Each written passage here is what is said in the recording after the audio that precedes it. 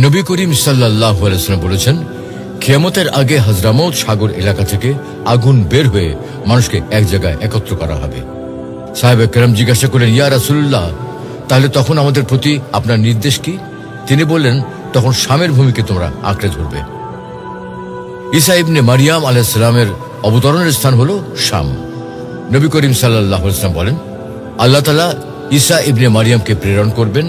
তিনি দুইজন ফেরেশতার কাঁধের উপর ভর করে ওয়ার্স ও জাফরান রঙের জোড়া কাপড় পরিহিত অবস্থায় দামেস্ক নগরীর পূর্ব দিকের উজ্জ্বল মিনারে অবতরণ করবেন। শামেই ঈসা আলাইহিস সালামের হাতে দাজ্জাল নিহত হবে।